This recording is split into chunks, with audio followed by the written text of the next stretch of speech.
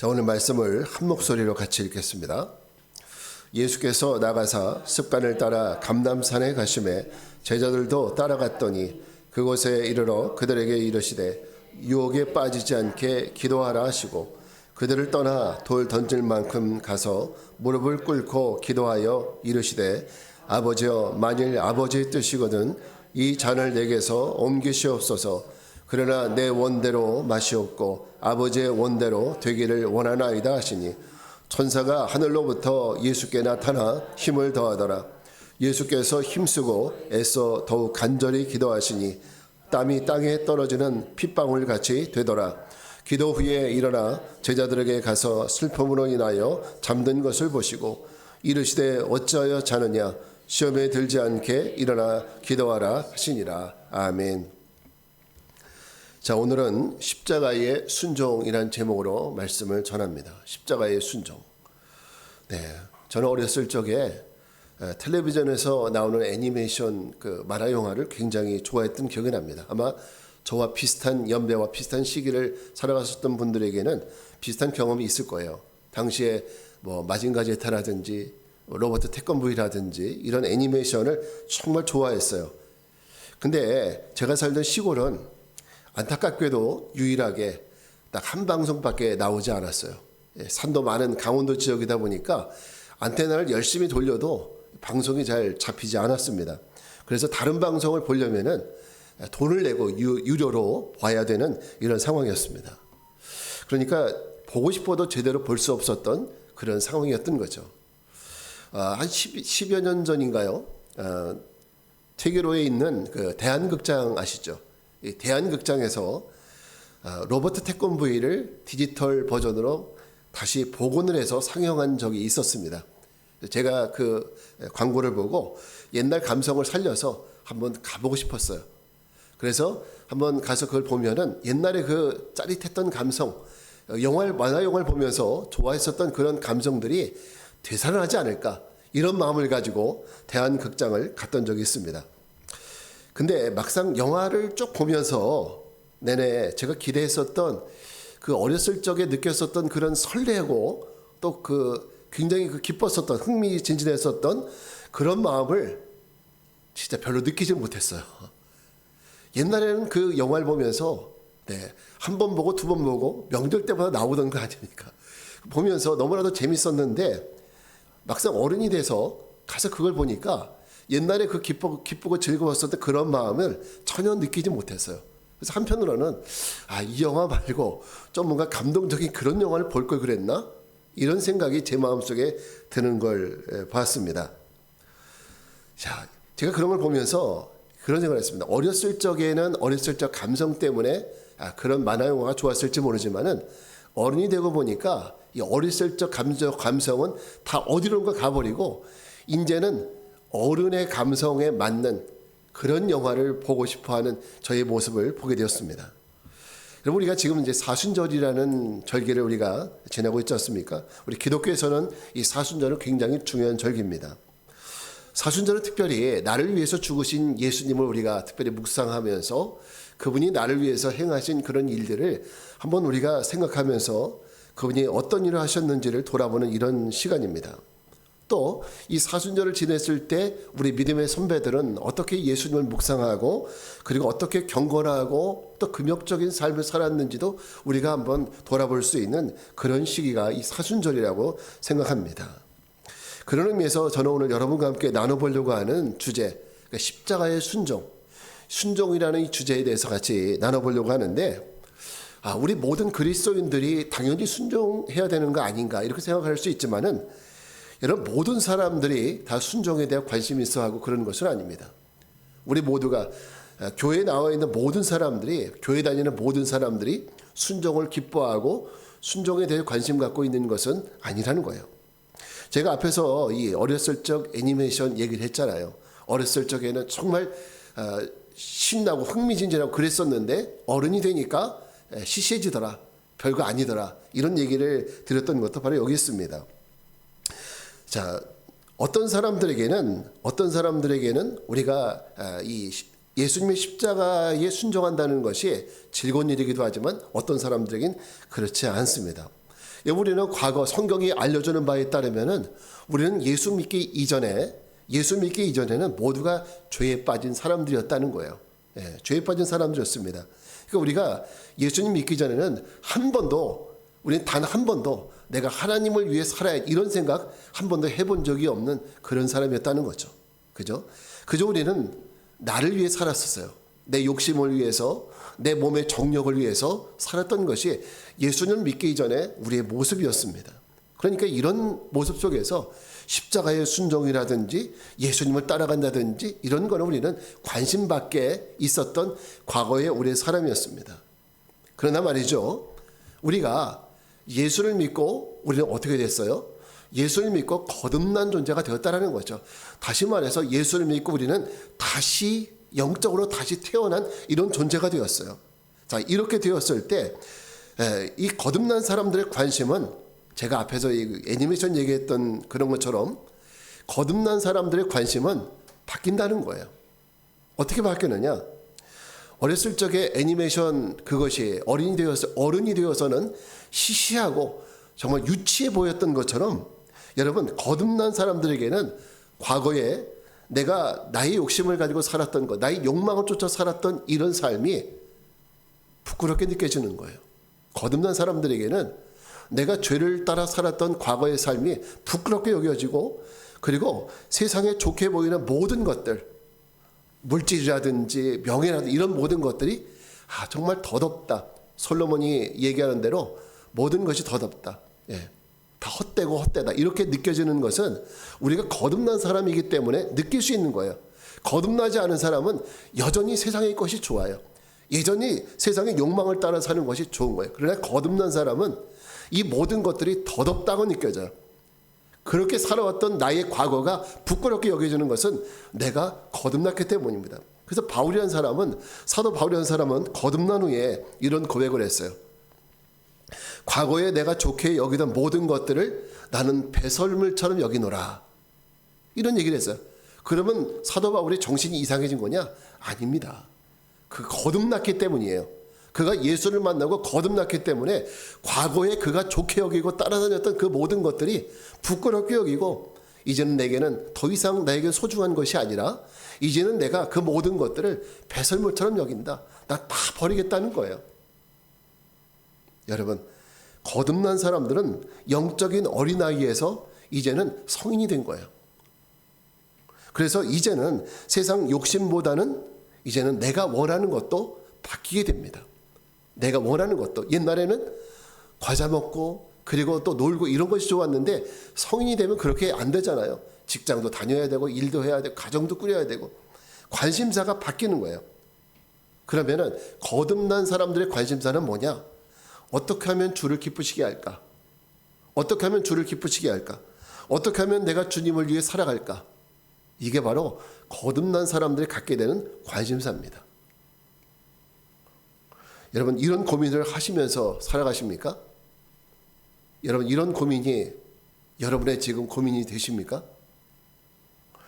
자, 여전히 세상적으로 내가 잘 되는 것만을 위해 살아가는 이런 삶이 혹시 아닌지 저는 우려가 됩니다. 자, 우리 로마서 8장 12절부터 13절 말씀을 한번 같이 읽어봤으면 좋겠는데요. 같이 읽습니다. 시작. 그러므로 형제들아, 우리가 빚진 자로 돼 육신에게 져서 육신대로 살 것이 아니니라. 너희가 육신대로 살면 반드시 죽을 것이로되 영으로서 몸의 행실을 죽이면 살리니. 여러분, 우리가 거듭났지만 사실은 여전히 우리는 육신의 소욕에 지배를 받고 있어요.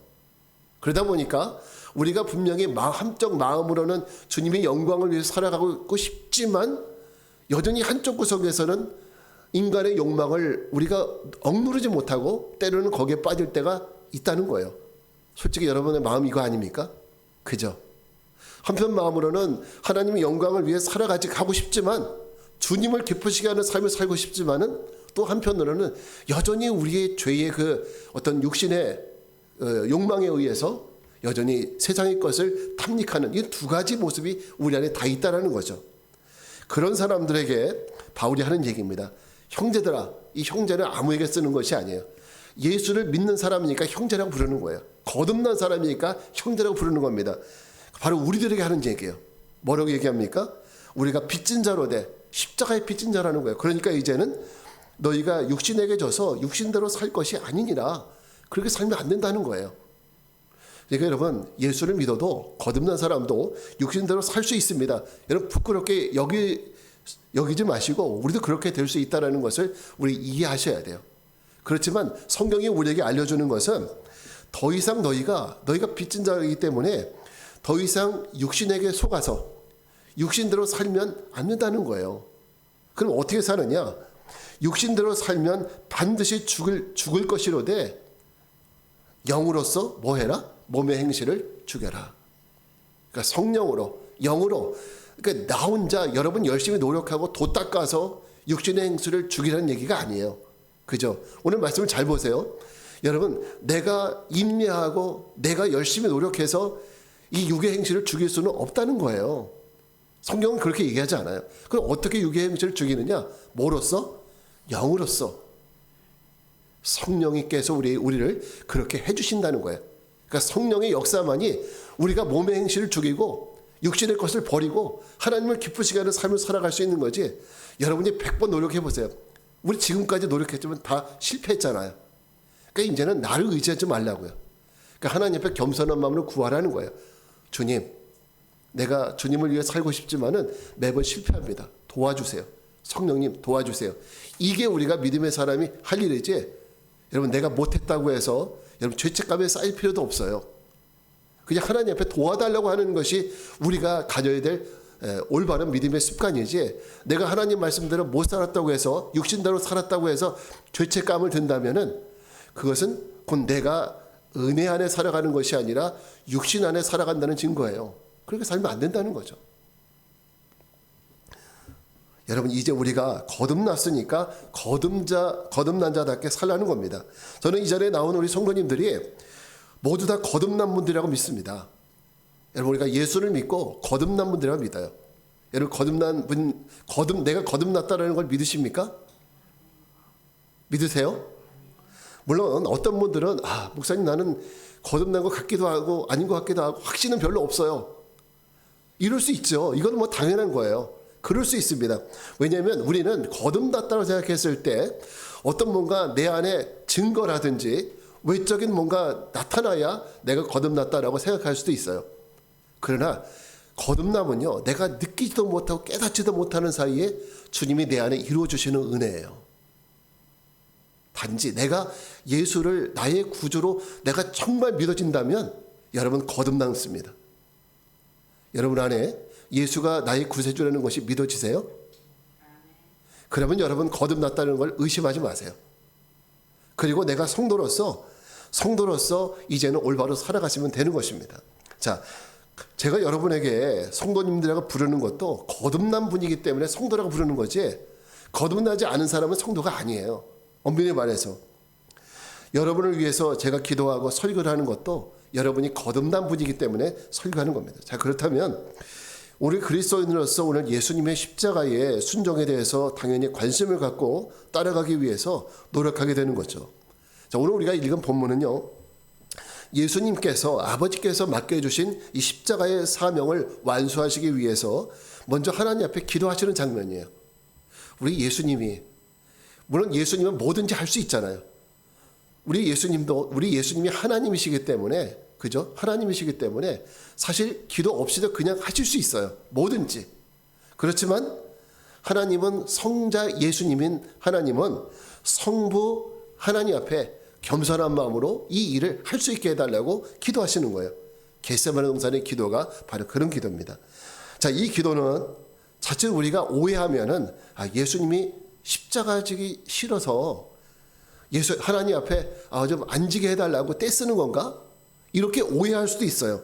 그래서 실제로는 그런 기도가 아니라 이 기도는 예수님께서 아버지 되신 하나님 앞에 아버지의 뜻을 더 잘 순종하게 하기 위해서 드리는 기도가 겟세마네 기도라는 거예요. 그러니까 이 기도를 우리가 잘 이해하실 필요가 있어요. 어떻게 하면 하나님의 뜻을 100% 완벽하게 받들어서 순종할 수 있겠느냐? 그 기도를 위해서 드리는 것이 십자가의 기도입니다. 겟세마네 기도요.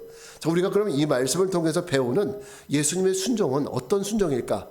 첫째는 아버지에 대한 순종이라는 거예요. 누구에 대한 순종이에요? 아버지에 대한 순종이에요.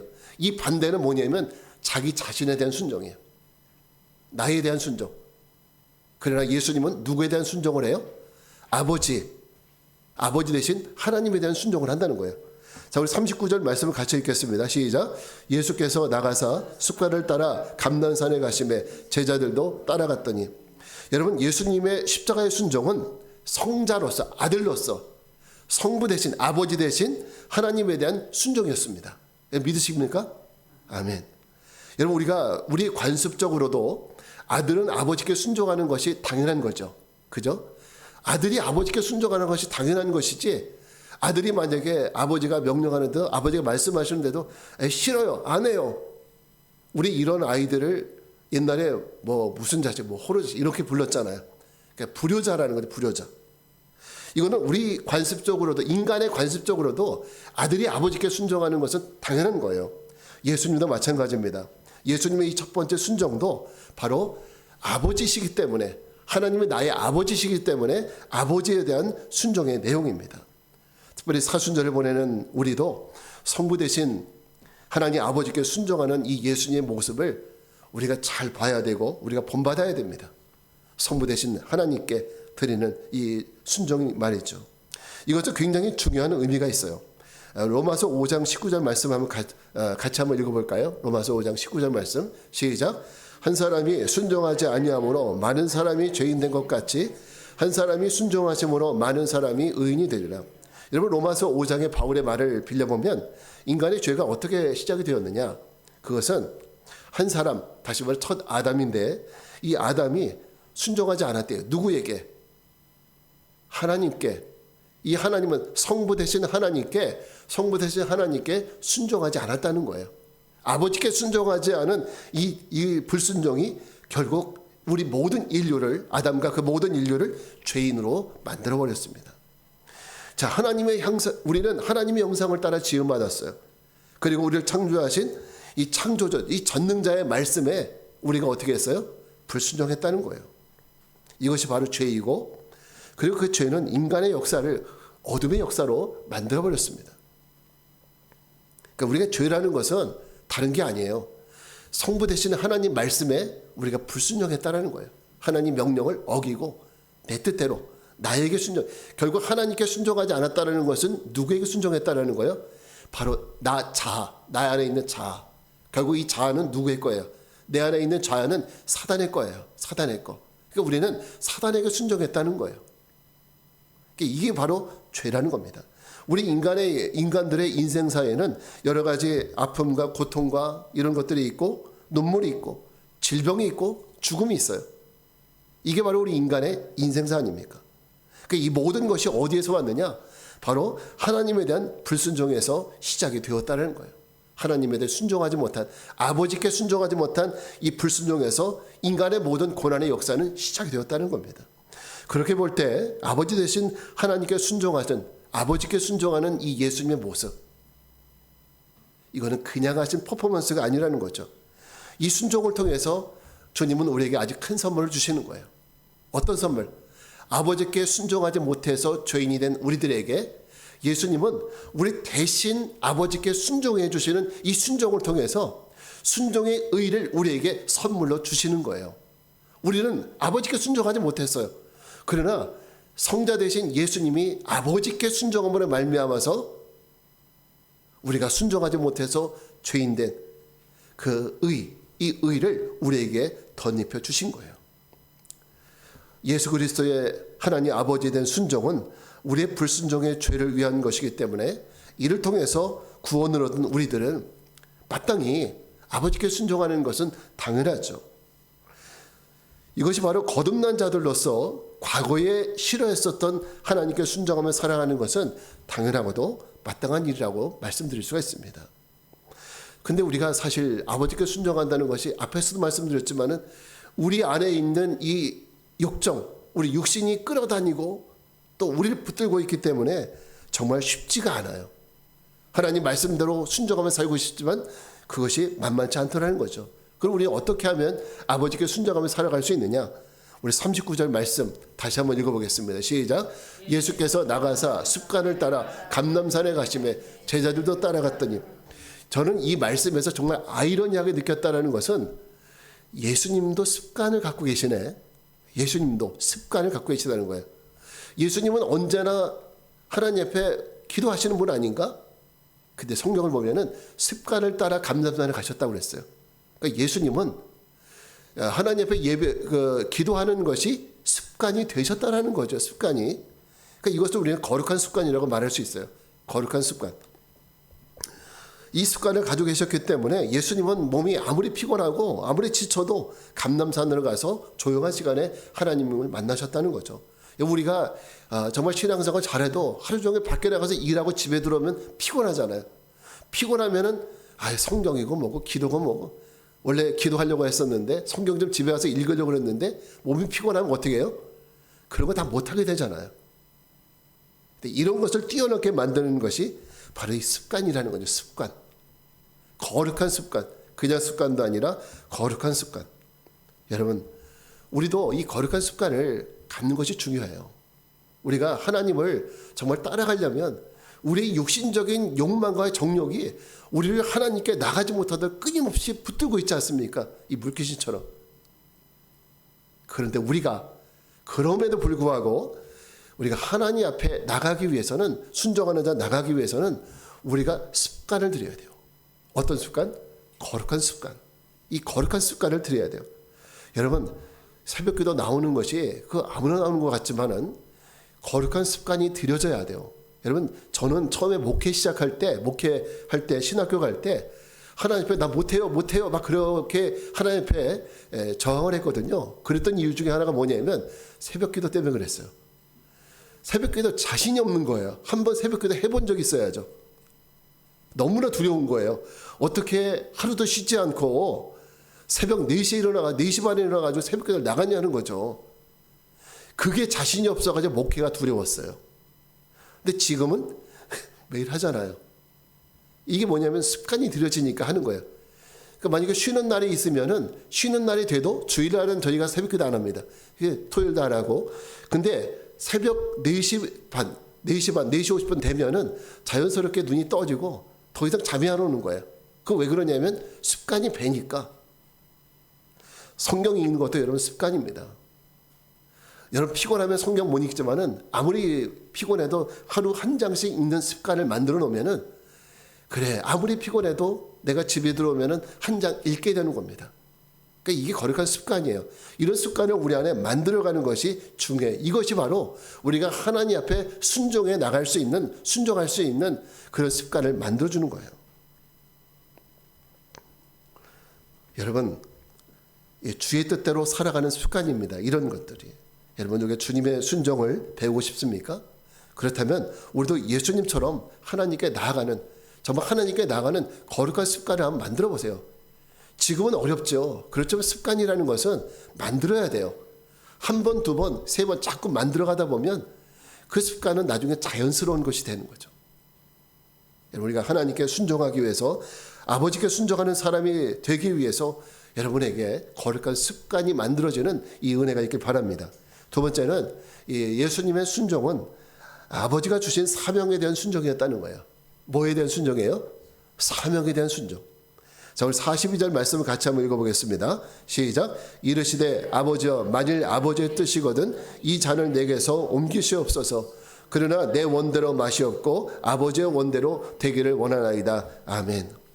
자, 이 말씀을 보면 예수님은 아버지, 나의 원대로 마시옵고 아버지의 원대로 되게 해달라고 기도하십니다. 자, 예수님의 순종은 뭐예요? 결국 나의 뜻에 따라 하는 것이 아니라 예수를 통해서 하나님의 뜻이 이 땅에 이루어지는 것. 이게 바로 주님이 순종하신 그 순종이었고, 이것은 하나님이 내게 주신, 하나님이 예수께 주신 그 사명에 대한 순종이었다는 겁니다. 다시 말해서 예수님의 사명이라는 것은 여러분 어떤 것입니까? 저 해외 나가서 선교사 하는 것도 아니고, 뭐 여러 가지 사명도 있지만은 예수님에게 주어진 사명은 뭡니까? 고난받고, 그리고 십자가 지고 십자가에서 죽는 거. 이게 예수님께 주신 사명이에요. 그러니까 이 사명을 예수님은 순종한 겁니다.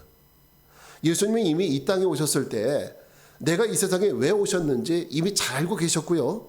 또 성부 되신 하나님이 예수에게 원하는 것이 무엇인지 예수님은 이미 알고 계셨습니다. 자신이 십자가에서 내가 반드시 죽어야만 하나님이 주신 사명을 이룰 수 있다는 것도 우리 주님은 알고 계셨죠. 그렇지만 예수님은 한편으로 보게 되면 우리가 고백하기를 예수님은 완전한 하나님이시지만은 또 완전한 인간이시라는 거예요. 이게 우리 고백이지 않습니까? 예수님에 대한 고백.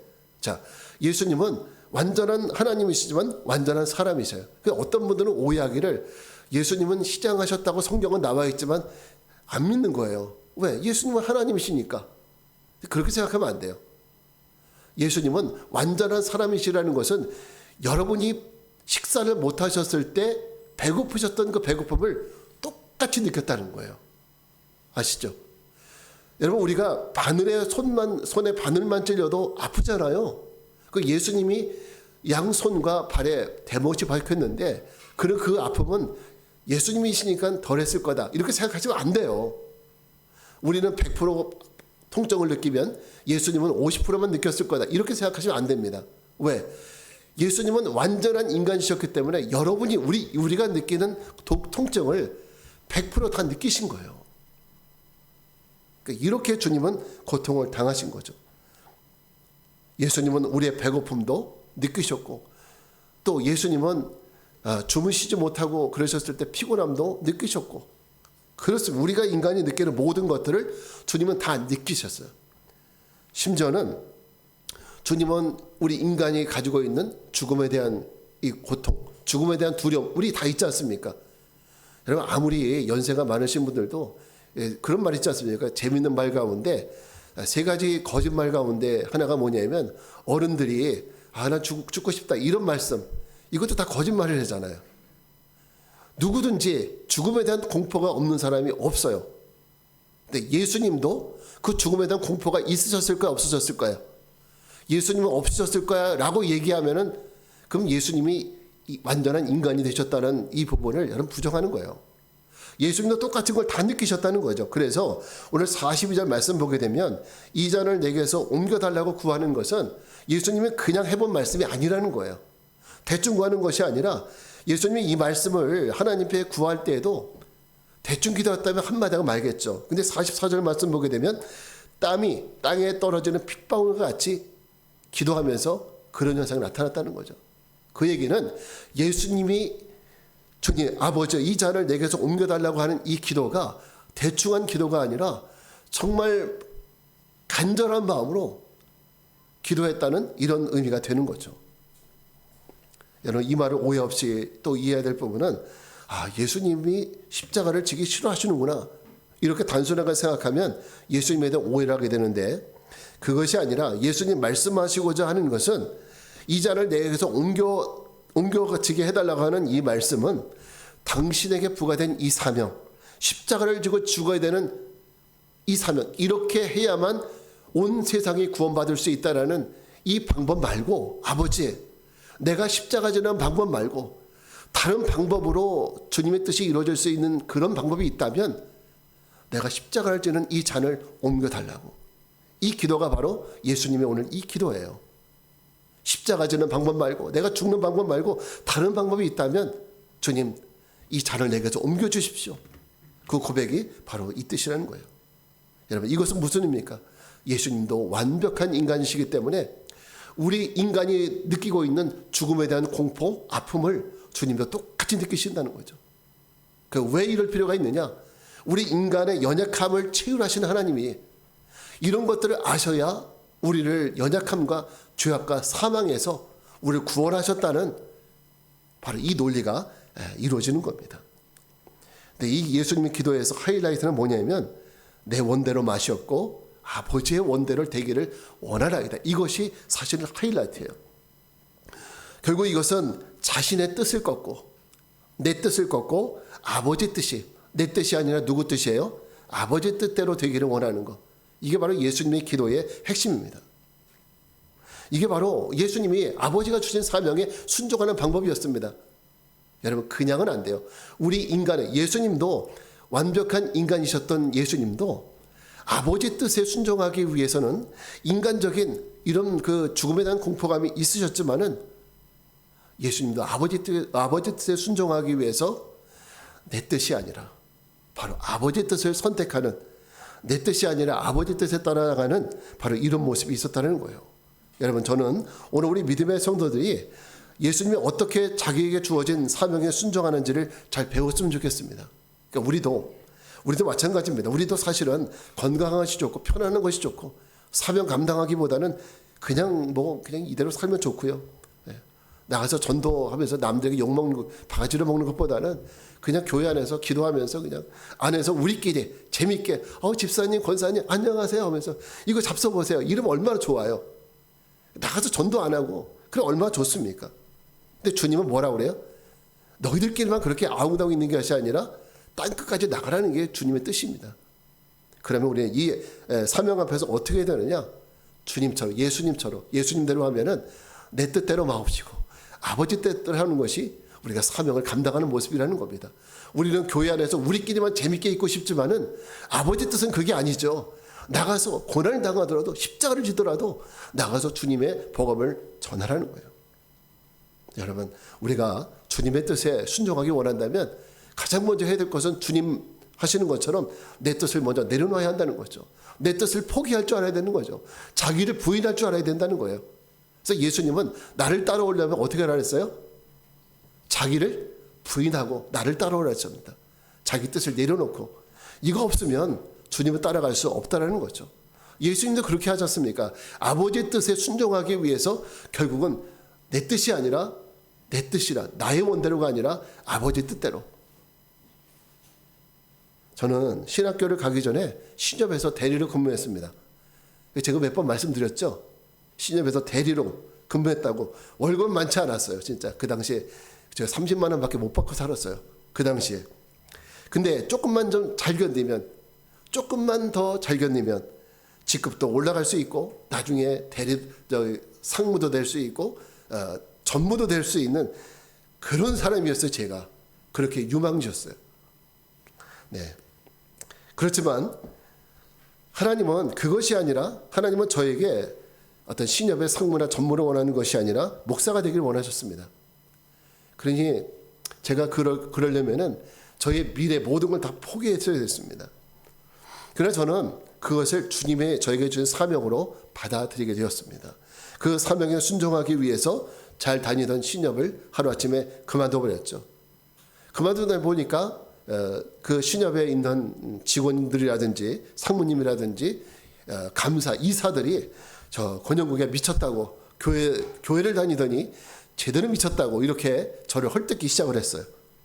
몇 년만, 저 바보가 몇 년만 잘 견디면, 최소한 한 10년만 잘 견디면 지가 상무 될 수 있을 텐데 저렇게 어떻게 좋은 자리를 박차고 나갈 수 있느냐, 이렇게 저를 비난을 했습니다. 인간적으로 볼 때는 미쳤다고 생각할 수 있고, 또 지금 저의 모습을 보면은 아이고 저러더니 좋은 자리 놔두고 그렇게 신학을 한다고 나가더니 아주 꼴이 과간이다, 이렇게 생각할 수도 있겠죠. 그렇지만은 저는 하나님 앞에서는 떳떳합니다. 왜? 사명에 대한 순종했기 때문에. 하나님은 나의 외모, 나의 부, 나의 직함을 보시는 것이 아니라 저 사람이 예수님이 죽어서 사명을 감당했듯이 자기의 모든 것을 포기하고 사명을 감당했었던 이것이 세상 사람들에게는 수치처럼 보일 수 있죠. 그렇지만은 하나님 앞에서는 이것이 믿음의 훈장이 될 수 있다는 것을 믿습니다. 저는 여러분도 내게 주어진 사명에 순종하는 분들이 되시기를 바랍니다. 그러기 위해서 나에게 주어진 사명이 뭔가, 여러분 이거 우리가 날마다 곰곰이 묵상해야 돼요. 하나님은 나를 어떻게 살기 원하실까? 내게 뭘 원하실까? 이 내게 주신 사명에 대한 궁금증, 여러분 이거 있으세요? 한번 기도해 보세요. 하나님 내게 어떤 모습으로 살기 원하시는지 그걸 발견해 보시기 바랍니다. 그리고 용기를 내서 그 사명에 순종해 보시기 바랍니다. 또 예수님처럼 그 사명을 이루기 위해서 어떤 손해가 생긴다 할지라도 자신을 부인하고 순종할 수 있는 저와 여러분들이 되시기 바랍니다. 저 우리 교회도 그렇게 된다고 생각해요. 우리 교회도 어떤 교회에 어떤 손해가 생긴다 할지라도 주님이 원하는 것이라면 그걸 따라갈 수 있는, 그걸 선택할 수 있는, 우리 뜻이 아니라 하나님의 뜻을 선택할 수 있는 이런 교회가 건강한 교회고, 이런 교회가 주님이 찾으시는 교회가 될 줄 믿습니다. 오늘 우리는 사순절에 예수님의 십자가의 순종에 대해서 함께 나눠봤습니다. 우리도 예수님의 순종을 배워서 우리가 무늬만 그리스도인이 아니라 실제 그리스도인이 되어 살아가는, 우리 교회도 무늬만 교회가 아니라 실제로 주님이 이 땅에 세우시는 아름다운 그런 교회로서 살아갈 수 있는 우리 모두가 되길 바랍니다.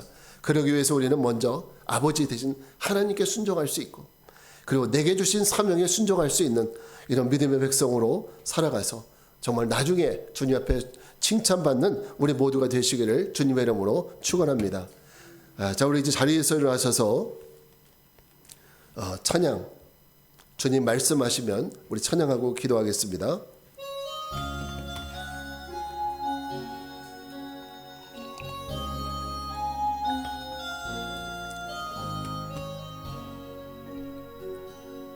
주님 말씀하시면, 주님 말씀하시면 내가 나가리다. 주님 뜻이 아니면 내가 멈춰서리다.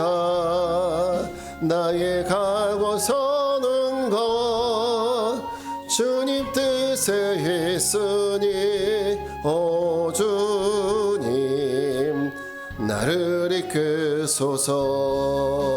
주님 말씀하시면, 주님 말씀하시면